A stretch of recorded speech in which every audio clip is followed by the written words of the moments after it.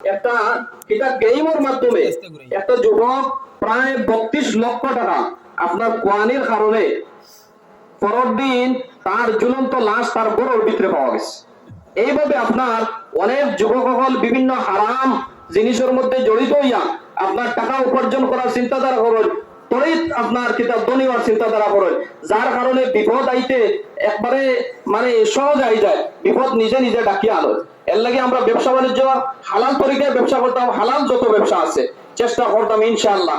এছাড়া আপনার আমাদের পার্শ্ববর্তী এলাকার মধ্যে যদি কোনো আমরা অন্য কোনো বাইন থাকেন, অন্য ধর্মাবলম্বী কোনো মানুষ থাকে, তারার সাথে আমরা সহানুভূতিশীল হইতাম, তারারে আমরা আজকের দিনে কমপক্ষে ঈদের খুশিরে তারার লোকে ভাগাভাগি করতাম।